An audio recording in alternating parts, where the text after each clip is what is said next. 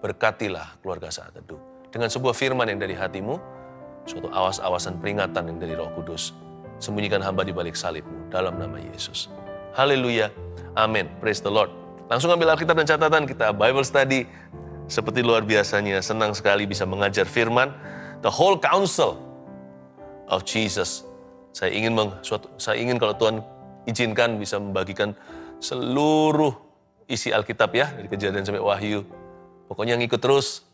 Anda yang belum subscribe juga, saya dorong untuk lakukan itu, tekan tombolnya, tombol lonceng itu supaya ada notifikasi kalau ada sesuatu yang baru. Saya ingin terus mementori Anda selama yang Tuhan izinkan.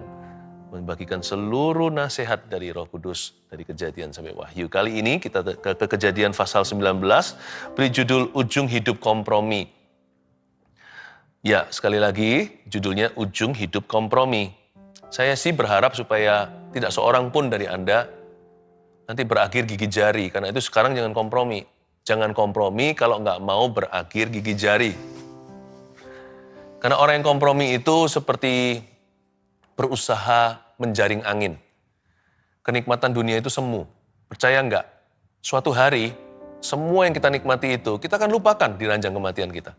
Dan nggak terasa sama sekali. Apapun juga yang sifatnya fisikal atau jasmani, nafsu apalagi, kedagingan, itu nggak akan terasa kok. Sebab kita ini menuju sesuatu, menuju kekekalan. Sorga atau neraka itu pilihan.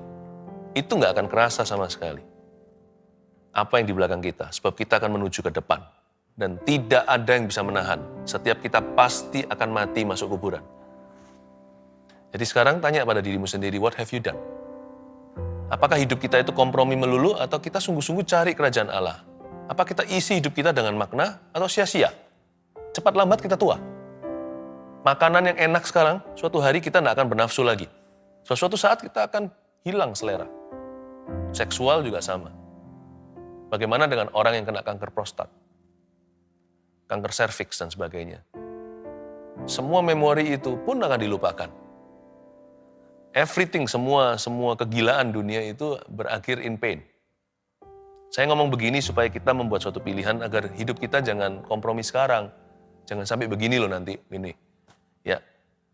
Sodom dan Gomora dimusnahkan, Lot diselamatkan. Ini pasal 19 Kejadian. Yang diselamatkan hanya Lot saja dan keluarganya. Kita baca ayat 1 dulu. Kedua malaikat itu tiba di Sodom pada waktu petang. Lot sedang duduk di pintu gerbang Sodom. Dan ketika melihat mereka, bangunlah ia menyongsong mereka lalu sujud dengan mukanya sampai ke tanah, serta berkata, Tuan, silakan singgah ke rumah hambamu ini. Bermalamlah di sini dan basuhlah kakimu, maka besok pagi tuan boleh melanjutkan perjalanannya. Jawab mereka, tidak, kami akan bermalam di tanah lapang. Tetapi karena ia sangat mendesak mereka, singgahlah mereka dan masuk ke dalam rumahnya. Kemudian ia menyediakan hidangan bagi mereka, ia membakar roti yang tidak beragi lalu mereka makan. Tapi sebelum mereka tidur, orang-orang lelaki dari kota Sodom itu, dari yang muda sampai yang tua, bahkan seluruh kota tidak ada yang terkecuali, datang mengepung rumah itu. Berhenti dulu sampai situ, saya jelaskan lagi ayat 1. Ini di sini cerita tentang Sodom dan Gomora akan dimusnahkan dan Lot diselamatkan. Sebenarnya diselamatkan 4 orang. Lot istrinya dan 2 putrinya. Menantunya tertawa, tidak percaya. Tapi hanya 4 saja yang keluar dari Sodom Gomora hidup-hidup. Itu pun 1 jadi tiang garam karena menoleh ke belakang.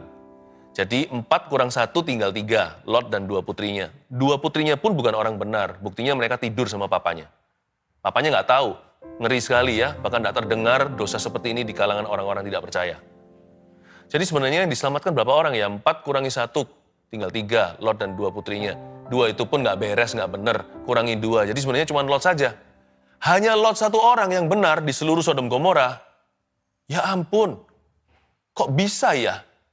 Hampir-hampir nggak ada orang benar sama sekali, orang benar punah. Lot itu pun setengah-setengah. Nanti saya akan tunjukkan bahwa Lot itu tidak sungguh-sungguh. Dia itu selamat karena pamannya. Tapi ya Lot sih paling benar dibanding dengan orang Sodom dan Gomora. Bahkan di dalam keluarganya sendiri, bandingkan putri-putrinya sama istrinya, Lot termasuk orang yang paling benar di hadapan Tuhan. Jadi waktu itu kejadiannya begini ayat 1. Kedua malaikat itu tiba di Sodom pada waktu petang. Lot sih nggak tahu kalau mereka itu malaikat. Karena ini adalah penampakan malaikat dalam wujud manusia. Lot sedang duduk di pintu gerbang Sodom. Perhatikan di mana dia duduk. Dia duduk di pintu gerbang Sodom. Itu kata-kata bagi kita orang-orang Asia atau di zaman modern ini, duduk di pintu gerbang no big deal gitu. Itu kan cuma duduk-duduk saja. Bukan, ini sebenarnya arti kiasannya adalah orang ini orang berpengaruh. Lot setelah puluhan tahun di Sodom, dia menjadi salah satu pemimpin kota. Semacam wali kota atau penasihat daripada wali kota. Lot sedang duduk di pintu gerbang Sodom, berarti dia dituakan di kota itu. Dengan kata lain, dia punya kedudukan di situ. Persis seperti orang-orang dunia hari ini. Kita semua di zaman ini mengejar kedudukan, suka jadi tamu kehormatan, atau menjadi kehormatannya apa. Semua orang sama saling kejar-mengejar untuk mendapatkan pengakuan. Tapi apa gunanya? Contohnya Lot. Dia dapat kedudukan duniawi, tapi dia tidak mengejar sukses yang dari Tuhan. Dia tidak mengejar godly success. Seperti yang dikatakan Tuhan Yesus, apa gunanya seseorang memperoleh seluruh dunia tapi kehilangan nyawanya? Buat apa sih? Buat apa kedudukan dunia jikalau hidup kita tidak berdampak apa-apa? Buat apa cari pengakuan dan kehormatan bagi diri sendiri kalau orang lain bahkan tidak diselamatkan melalui kita? Buat apa kita ini sukses sekali, lalu waktu kita mati, semua orang yang ada di dalam hidup kita itu masuk neraka dan kita tidak berbuat sesuatu, hanya kita yang masuk sorga. Buat apa sih? Lot itu satu-satunya orang benar di Sodom dan Gomora. Bahkan dia nggak bisa selamatkan keluarganya dari kebejatan. Kelihatannya Lot ini tidak melakukan tugasnya dengan baik sebagai saksi Tuhan dan kemenakan Abraham. Padahal dia ini keponakan orang benar loh, bapak iman. Paling tidak kan kecipratan. Tapi dia diam saja tidak berbuat sesuatu. Dia mengejar sukses duniawi. Dapat sih, dia itu pendatang loh. Tetapi orang asing di negeri orang lain, dia bisa mendapat kedudukan wali kota atau penasihat wali kota, duduk di pintu gerbang, dituakan, berarti dia yang turut membuat keputusan dan turut membuat undang-undang di kota itu.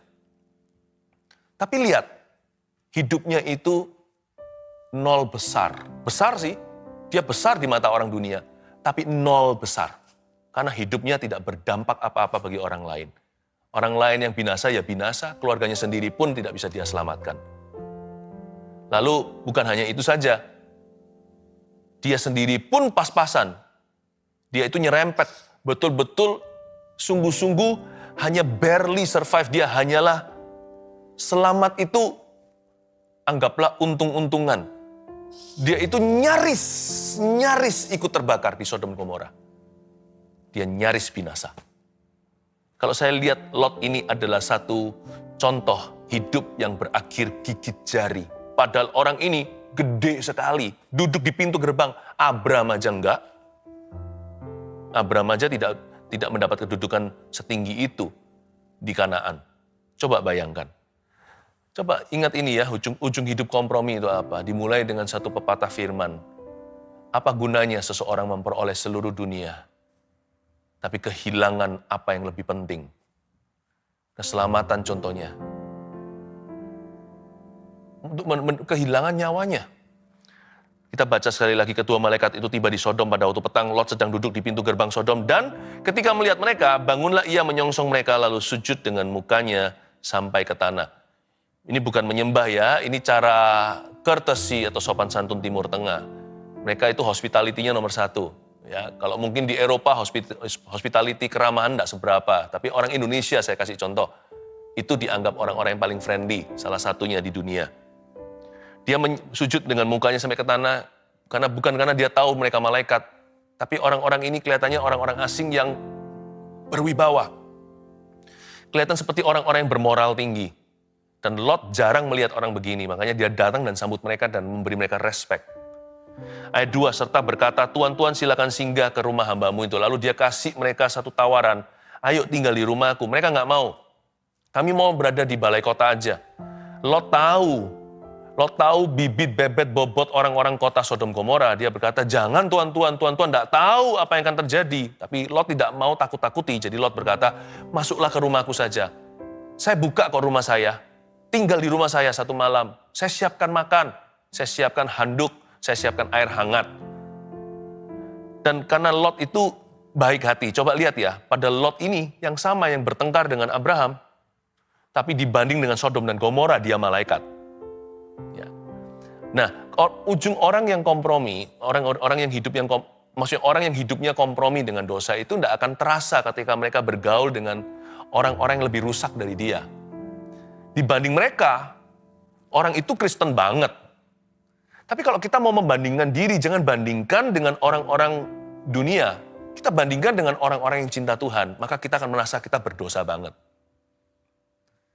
Makanya itu di kitab Pengkhotbah dikatakan begini, di tempat-tempat pesta pora, tidak ada hikmat. Lebih banyak hikmat di rumah perkabungan. Kita jadi mikir arti kehidupan. Kita diingatkan suatu hari, alamat kita sama. Mau naik mobil apa aja semua kita suatu hari akan diangkat mobil jenazah. Kalau enggak malah celaka. Kita loh, mau punya rumah, gedung segede apapun mencakar langit, ujungnya kita semua itu berada di dalam tanah, dan ada nisannya. Semua kita alamatnya satu, ke bawah. Debu kembali menjadi debu. Jadi kalau kita memang mau membandingkan, supaya hidup kita itu diubahkan, jangan bandingkan dengan orang yang lebih rusak. Bandingkan dengan orang yang lebih benar. Jangan ular, tapi tangga. Ingat ya, mainan anak kecil ular tangga, ular itu yang merosot ke bawah. Dadunya tidak berkawan dengan kita. 1, 2, 3, 4, 5, 6, 7, malah turun ke bawah, kalah terbelakang. Harus naik tangga supaya cepat ke garis finishnya. Banyak orang itu hidup kompromi, karena yang dilihat salah. Lot membandingkan diri dengan Sodom Gomora, ya dia malaikat lah. Tapi kalau dia bandingkan diri dengan Abraham, dia jahat. Hari itu untung dia mendapatkan suatu visitasi ilahi. Tuhan kirim malaikat dalam bentuk wujud manusia. Kadang-kadang Tuhan juga bisa kirimkan hamba-hambanya. Mereka bukan malaikat, tetapi seperti malaikat utusan dalam kehidupan kita. Untuk mengingatkan kita agar kita tidak hidup sia-sia. Tadi sebelum mereka tidur, orang-orang laki ini di ayat 4 sekali lagi, tetapi sebelum mereka tidur, orang-orang lelaki dari kota Sodom itu dari yang muda sampai yang tua, wah bejat semua. Bahkan seluruh kota itu nggak ada yang terkecuali. Tidak ada orang laki atau pria yang tersisa di rumahnya. Jadi itu ribuan datang. Datang mengepung rumah itu. Mengepung rumah Lot. Ayat 5 coba lihat. Mereka berseru kepada Lot. Mereka teriak nih. Di mana orang-orang yang datang kepadamu malam ini? Bawalah mereka keluar kepada kami supaya kami pakai mereka. Pakai mereka. Manusia jadi objek ya. Pornografi itu menjadikan wanita objek. Lebih jahat lagi, pornografi anak. Anak kecil, siapa menyesatkan mereka lebih baik dikasih batu kilangan, dicemplungkan ke dalam kali atau lautan. Tuhan gak pernah sekejam itu. Tuhan setegas itu waktu bicara tentang membela anak-anak kecil dan hak mereka. Siapa menyesatkan salah satu dari anak ini, tiada ampun bagi mereka. Tapi ini mereka mau pakai sesama lelaki, ini homoseksual. Dan mereka berkata, keluarkan pria itu, 2 pria itu. Mereka ganteng-ganteng. Ya kan? Mereka malaikat. Mereka itu bermoral. Kelihatan orang moralitas, kelihatan lah ya. Kadang-kadang kalau kita ketemu sama orang, memang nggak bisa sih kita menilai satu buku dari halaman depannya saja, harus dibaca kontennya. Tapi kadang-kadang tampak depan juga bisa menjelaskan sesuatu loh. Ada orang-orang tertentu tuh kelihatan memang mereka bukan religius tapi rohani. Ada orang-orang tertentu juga yang kita tahu mereka itu orang-orang yang penuh dengan kualitasnya ada. Bahkan nggak tentu orang tua. Ada juga orang-orang muda yang berbobot hidupnya. Orang-orang seperti itu mengundang hormat. Tetapi orang-orang ini malah nggak menghormati mereka. Keluarkan supaya kami bisa memakai mereka. So we can rape them. Supaya kami bisa memperkosa. Bejat benar. Dan itu semua pria loh, termasuk yang tua-tua. Itu mungkin beberapa yang tua-tua datang sama anaknya. Jadi papa anak sama-sama mau memperkosa lelaki lain. Mungkin grandpa, 3 keturunan, papa sama anaknya. Jadi 3 generasi, dari opa sampai cucunya juga ikut ke sana. Mau mengepung rumah Lot untuk memakai tamu-tamunya. Ayat 6, lalu keluarlah Lot menemui mereka. Ke depan pintu, tetapi pintu ditutupnya di belakangnya. Gimanapun juga Lot ini baik ya. Paling tidak dia itu taat pada peraturan hospitality. Sebuah peraturan tak tertulis yang sudah ada dalam culture kebudayaan mereka. Yaitu kalau ada tamu datang di rumah, tamu itu sudah menjadi tanggung jawab mereka, melebihi mereka menjaga keluarga. Itulah culture atau kebudayaan hospitality Timur Tengah. Ayat 7, dan ia berkata, ini Lot ngomong begini. Dan ia berkata, saudara-saudaraku janganlah kiranya berbuat jahat. Tunggu dulu, saya nggak salah dengar ya. Dan Lot menjawab kerumunan orang-orang yang mengepung rumahnya begini. Dan ia berkata, saudara-saudaraku, janganlah kiranya berbuat jahat. Saudara-saudaraku di sini, itu artinya my brethren. Itu sebutan untuk saudara seiman. Dari ini aja, ayat 7 aja, saya menyimpulkan bahwa Lot sudah sangat-sangat murtad. Dia kalau dibanding sama orang Sodom Gomora, malaikat. Tapi kalau dibandingkan dari pamannya Abraham, atau dari bagaimana dia dibesarkan oleh angkelnya ini, karena dia itu anak adopsi Abraham, jauh sekali dia sudah mundur dari Tuhan, totalitas bahkan. Tahu nggak? Mungkin sebagian di antara kita sudah jatuh di mata Allah sebelum kita jatuh beneran. Tuhan Yesus ngomong gini kan di salah satu gereja di kitab Wahyu. Ketahuilah bahwa kamu sudah jatuh. Betapa dalamnya kamu sudah jatuh, sadarlah. Sebab kamu sudah suam-suam kuku, kamu kehilangan kasih mula-mula. Mungkin gereja Tuhan belum berdosa, tapi mereka sudah meninggalkan Allah. Dosa itu hanya manifestasinya. Semua bermula daripada hati yang mulai menjauhi. Orang-orang yang sudah meninggalkan Tuhan. Lot ini, dari sini sudah kita lihat bagaimana moralitasnya sudah luntur. Standar moralnya sudah turun. Dia sekarang sudah menyamakan dirinya dengan orang-orang Sodom dan Gomora. Lebih baik memang, lebih baik iya, tetapi dia sudah merasa mereka itulah sama. Dan ia berkata, saudara-saudaraku, my brethren, sebutan untuk saudara seiman. Dan saya yakin Lot has backslidden. Lot sudah mundur dari Tuhan. Cukup parah. Sadari kemunduranmu sebelum engkau jatuh. Orang yang pandai adalah orang yang bangkit sebelum dia jatuh. Dia berkata, ups, aku sudah jauh. Tuhan, tuntunlah aku tidak berani jalan sendiri. Orang yang begitu biasanya akan diluputkan dari kesakitan yang tidak diperlukan dalam hidup ini. Tahu nggak, banyak kejatuhan itu bisa dicegah, tapi semua itu dimulai dari kompromi. Karena kompromi itu bekerjanya pelan-pelan, dan dia menurunkan standar moral itu tanpa kita rasakan, karena dia bekerja melalui cara erosi rohani. Nggak ada orang yang jatuhnya itu langsung semalam. Dia perlahan-lahan, slow but sure, pelan tapi pasti.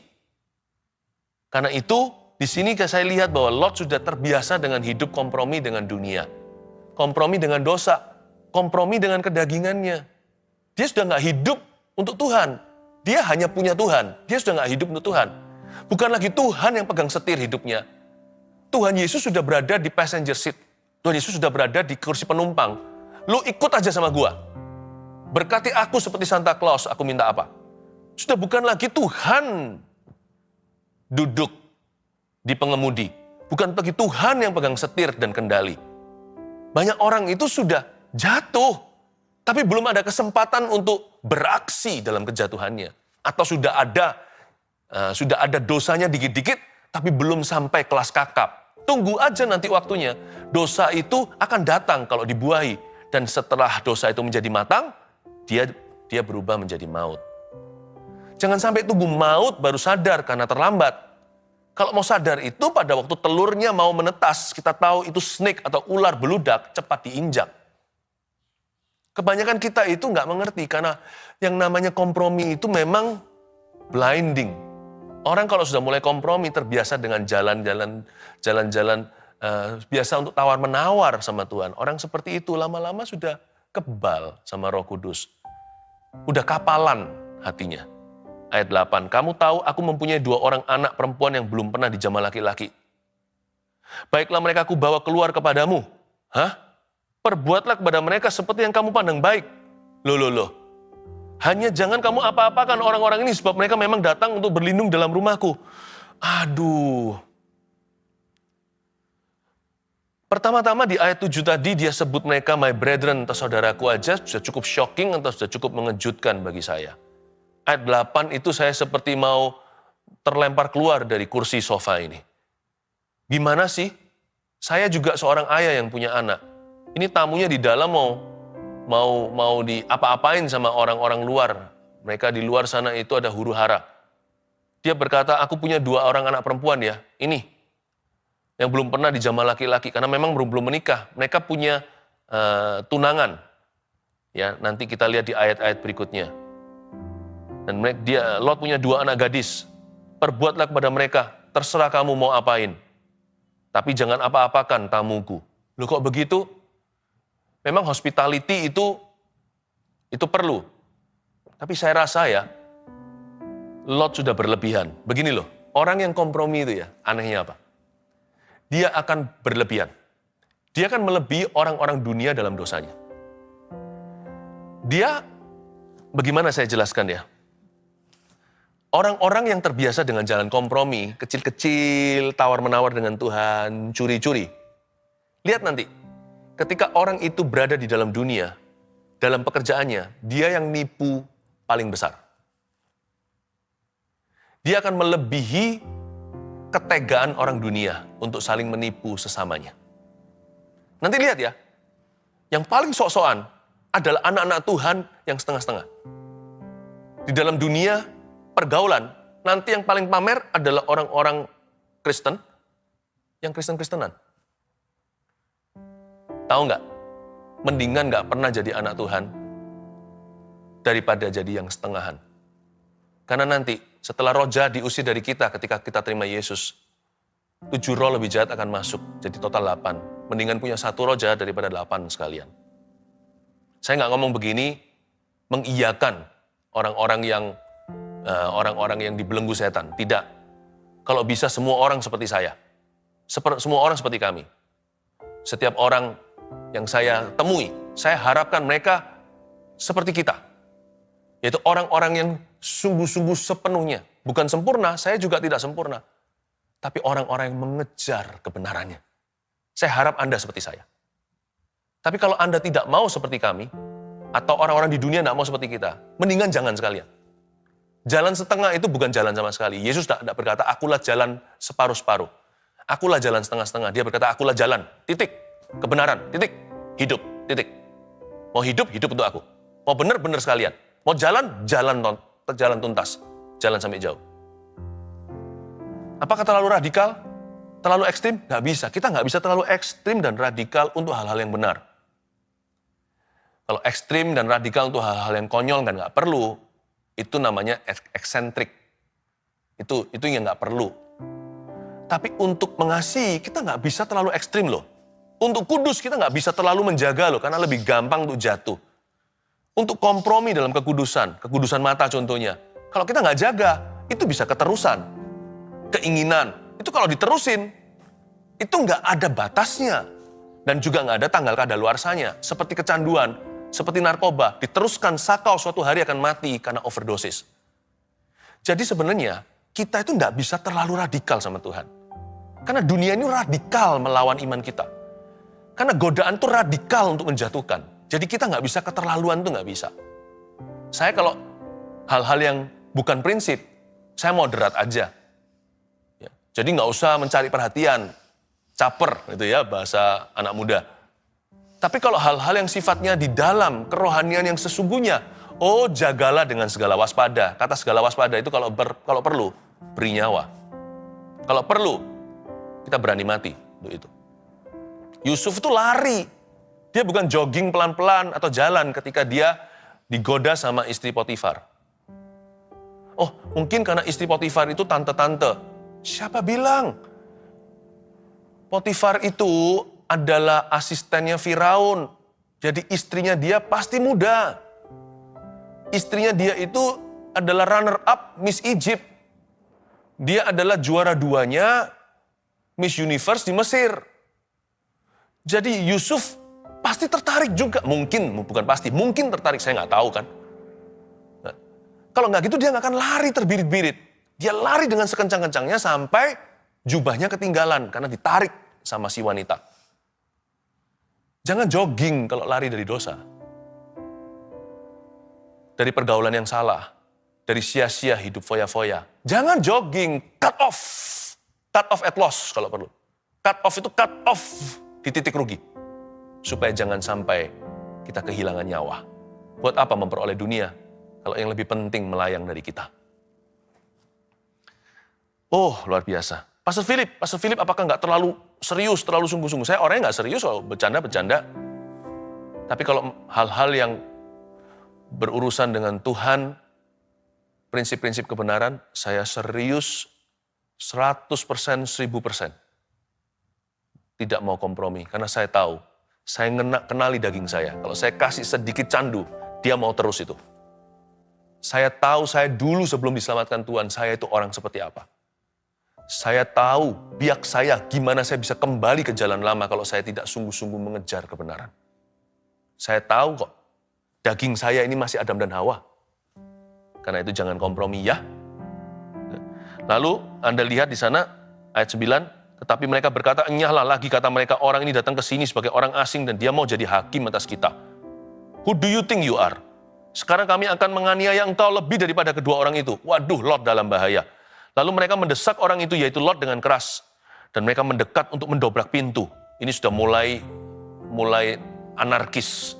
Tetapi ayat 10, kedua orang itu mengulurkan tangannya, menarik Lot masuk ke dalam rumah, lalu menutup pintu. Kalau menurut saya ayat 10 ini rada supranatural, karena itu kalau Anda tahu ya, kalau sudah huru-hara begitu, stampeding atau orang sudah saling menginjak, itu nggak bisa. Tangan manusia biasa menarik seseorang yang terjepit di tengah. Itu sudah dikepung soalnya. Jadi menurut saya ada tangan yang berkuasa di sini, ini tangan malaikat. Mungkin di ayat 10 Lot mulai menyadari bahwa mereka bukan orang biasa. Ayat 11, dan mereka membutakan mata orang-orang di depan pintu rumah itu dari yang kecil sampai yang besar. Sehingga percumalah orang-orang itu mencari-cari pintu. Ayat 11, tiba-tiba semua orang itu dibutakan. Nah, di sini Lot pasti tahu mereka adalah utusan Allah atau malaikat-malaikatnya. Tapi di ayat 11 saya juga mau menekankan suatu pelajaran berharga. Tahukah Anda bahwa ada beberapa penyakit itu cocok dengan dosa orang yang sedang menderitanya. Karena mereka sudah buta rohani dulu, Tuhan tinggal butakan matanya. Dua malaikat ini hanya melaksanakan kehendak Allah. Physical blindness that follows the spiritual one. Buta jasmani sebagai follow up daripada buta rohani lebih dulu di dalam hati. Tidak semua penyakit dari setan, ada juga yang dari gaya hidup yang kurang baik, kurang sehat, gaya hidup yang salah. Ya. Tapi juga ada penyakit-penyakit yang dari roh jahat. Yang disesuaikan dengan dosa yang orang itu nikmati secara sengaja atau belenggunya. Dan ini salah satu contoh itu di ayat 11 ini. Dan orang-orang itu langsung buta. Lalu ayat 12, kedua orang itu berkata kepada Lot, siapakah kaummu yang ada di sini lagi? Menantu atau anakmu laki-laki, anakmu perempuan atau siapa saja kaummu di kota ini? Bawalah mereka keluar dari tempat ini. Sebab kami akan memusnahkan tempat ini karena banyak keluh kesah orang tentang kota ini di hadapan Tuhan. Sebab itulah Tuhan mengutus kami untuk memusnahkannya. Ayat 12, di sini sedikit FYI for your information, bahwa malaikat itu tidak maha tahu. Hanya Roh Kudus yang maha tahu, hanya Allah Bapa, Allah Putra. Lalu kedua orang itu, yang notabene malaikat berkata kepada Lot, siapa kaummu yang ada di sini lagi? You punya kerabat, siapa lagi? Siapa lagi yang mau diselamatkan? Menantu atau anak laki-laki atau perempuan, atau siapa saja deh di kota ini. Malaikat tidak maha tahu ya. Itulah sebabnya, jangan cari malaikat jatuh. Mau tahu tentang masa depan, mau tahu tentang nasib, lalu cari peramal. Malaikat baik aja nggak maha tahu, apalagi malaikat jatuh. Mereka hanya bisa mengutukimu. Kalau mereka memberitahu sesuatu yang pas nanti, itu karena kutukan. Karena engkau memberikan kepercayaan kepada mereka, maka kejadian. Termasuk kalau hal-hal yang baik seperti harta, itu ada harganya. Itu berarti Anda diikat jiwanya untuk ikut mereka. Nanti coba lihat di rumah, tidak akan ada damai sejahtera dan kasih Yesus lagi. Udah susah untuk bisa merenungkan firman. Setan kasih apa saja kepada kita, asal kita mau kehilangan nyawa kita. Jadi jangan percaya malaikat, percayalah Tuhan. Ayat 13 tadi, banyak keluh kesah orang tentang kota ini di hadapan Tuhan. Yang mengeluh adalah Tuhan, yang mengeluh adalah malaikat, lihat Sodom dan Gomora. Yang mengeluh adalah orang-orang benar seperti Lot di sana. yang mengeluh adalah korban. Tentunya bukan orang pertama yang akan mereka pakai hari itu. Pasti hal ini pernah kejadian sebelumnya. Makanya mereka nafsu lagi untuk mengepung rumah ketika lihat orang baru datang ke kota. Udah ada banyak seruan korban. Jadi jangan jadi anak Tuhan yang menciptakan seruan-seruan keluhan ke sorga ya. Ada beberapa orang-orang begini. Itu orang ya selalu merugikan orang lain. Itu orang ya, keluarga ini ya jahat sekali. Dia selalu membuat keluarga lain menderita. Sekalipun itu bukan dalam bentuk doa, ada keluhan-keluhan di dunia ini, termasuk keluhan dari orang-orang yang tidak kenal Tuhan. Kalau mereka diperlakukan tidak adil, keluh kesah mereka akan sampai ke sorga seperti Sodom Gomora. Jangan sampai Tuhan akan mengutus malaikatnya untuk menghukum seseorang karenanya. Kalau menyelamatkan, Tuhan tidak utus malaikat, Tuhan turun tangan. Tuhan bicara sama Abraham di ayat-ayat sebelumnya, syafaat Abraham untuk Sodom dan Gomora. Tapi untuk menghukum, Tuhan tidak perlu turun tangan sendiri. Cukup celaka sekalipun malaikat yang diutusnya. Jangan sampai jadi orang yang harus Tuhan utus malaikat untuk menghukumnya. Karena banyak keluh kesah dari kehidupan Anda. Kalau memang ada orang seperti itu, cepat bertobat sebelum dihukum oleh Tuhan. Tapi saya yakin Tuhan kita bukan Allah yang suka menghukum. Tuhan kita adalah Allah yang menyelamatkan. Jadi kalau kita bertobat, pasti ada jalan keluar. Ayat 14, keluarlah Lot lalu berbicara dengan kedua bakal menantunya yang akan kawin dengan kedua anak perempuan. Anaknya perempuan katanya, bangunlah, keluarlah dari tempat ini, sebab Tuhan akan memusnahkan kota ini. Tetapi, sedih ya, lihat ini, ia dipandang oleh kedua bakal menantunya itu sebagai orang yang berolok-olok saja. Nggak dianggap serius sama calon menantunya, ada dua. Mungkin selama ini Lot memang nggak pernah serius. Hihi saja, bercanda terus. Hidupnya hanyalah fun doang. Makanya kalau sampai suatu hari dia serius, gak ada orang yang percaya sama dia. 3 poin sederhana saya selesai dengan ini. Ujung hidup kompromi seperti apa? Kita lihat perjalanannya. 1, kompromi menurunkan standar moral. Dia pelan-pelan, gak jatuh semalam. 2, kompromi mengorbankan keluarga. Lihat Lot, begitu sama anak perempuannya. Tentunya bukan karena dia gak cinta. Lot sendiri sudah rusak di dalamnya. Ya. Dan jangan lupa ya, addictions, kecanduan adalah masalah keluarga loh. Jangan berkata yang rokok ya saya kok. Urusan apa sama keluargaku? Kena yang ngisap asapnya. Semua bentuk kecanduan dosa, itu masalah the whole family. Meskipun satu yang melakukannya. Contohnya pelecehan. Ya, abuse. Itu seluruh keluarga menderita. Kompromi itu pasti mengorbankan keluarga. Karena itu kalau Anda bertobat, keluarga Anda yang bahagia. Kalau kita ini berhenti, our family yang di-bless atau diberkati oleh Tuhan. Etik. Yang nomor 3, kompromi itu membutakan mata rohani. Mata kita sendiri dibutakan. Lalu mata orang lain dibutakan terhadap potensi ilahi kita. Pada saat Lot berubah jadi evangelis, dari orang yang hanya hihihaha. Ketika dia berubah jadi penginjil, beritahu sama 2 calon menantunya, ayo. Hahaha. Ya, om bercanda. Atau mungkin sudah panggil papa. Papa. Papa lagi, you're just kidding, right? Orang lain gak bisa lihat lagi potensi ilahinya. Karena ketika kita biasakan diri dengan kompromi, dunia pun akan susah percaya kepada kita. 3 hal ini, jauhi supaya jangan sampai suatu hari kita berakhir gigit jari. Besarlah upahmu dalam ketaatanmu kepada Tuhan Yesus. Haleluya.